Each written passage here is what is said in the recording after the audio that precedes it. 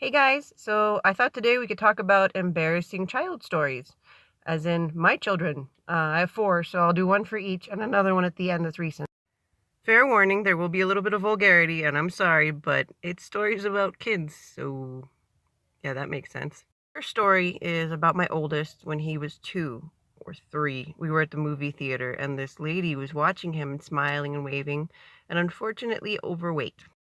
She was just sitting outside wearing a pink shirt, enjoying the breeze, smiling and waving at my little one.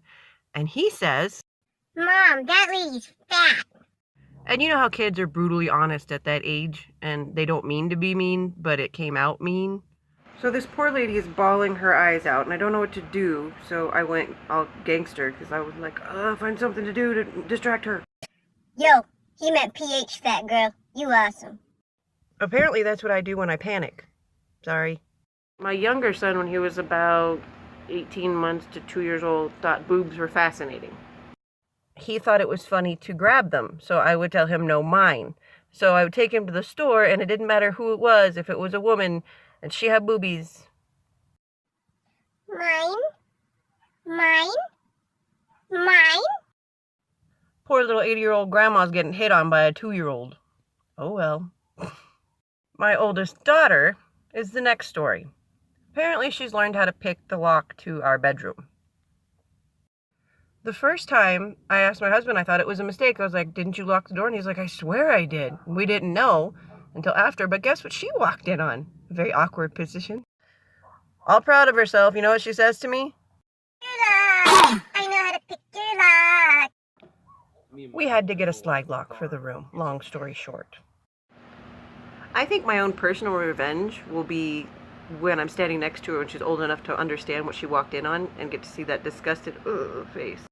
Hehe, poop on you. Now you know what Mommy and Daddy were doing. My fourth story is about our youngest daughter. Now, when she was little, she had a bear and a blanket that were her favorite. That bear and blanket went everywhere with us, but she couldn't say bear or blanket, so you can imagine what she might have said.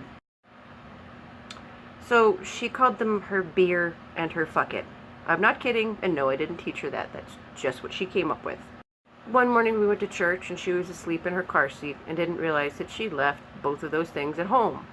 So in front of the pastor's wife, I've got this little girl shouting, I want my beer in my fucking beer and fucking. Now, the pastor's wife knew us. She watched the whole pregnancy as I went through it and all the problems, so she knew whose kid it was. But my reaction was, where are your parents, little girl? Let's go find them. I was so embarrassed and panicking. I felt so bad. She's looking at me like, you're not a bartender. You didn't teach her that, did you? Now, for my next story, I kind of have to tell you a pre-story just to let you know so you understand why this all came to be. Okay, so a friend of mine was getting married, and we threw her a bachelorette party, and we ended up going to this place called Uptown Funk, which is a dueling piano place. Really fun bachelorette party, no strippers. My take on strippers is it's not fun to watch something you can't play with, so what's the point? Sorry. Anywho, with that being said, I was told that there was a cookout via text at 7 over at my friend's house, so I was all excited. Everyone's excited. It's going to be our last hurrah of the summer. All of our kids can play together and go swimming and cook out. And so my husband and I loaded up the Suburban with everybody. We walk in the house and the girls immediately run through the back because they know exactly where the pool is and they love this place. It's a phenomenal house. Anyway, the boys stop dead at the kitchen. My friend walks out and she's like, oh, you brought the whole family. And just kept walking. I was like, what was that about? So now I'm curious and I walk out to the backyard and there are inflatable penises everywhere. In the pool, on the lawn, all over the place. Well, my two little girls are out there. They're 11 and 8. And the 11-year-old's like, Mom, what are those? And I'm like, don't worry about it. Go see your dad.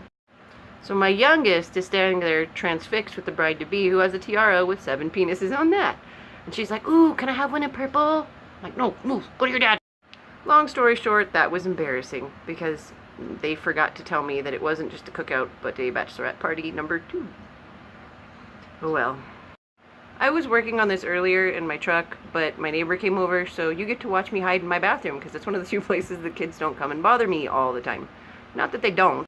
Well, that's not completely true, because all of us know that experience when the kid walks in the bathroom and they're like, "What are you doing?" And you're like, "I'm building a rocket? Get out of here. Mommy needs private time, too. You guys get to lock your bathroom. Now you're picking the lock to mine."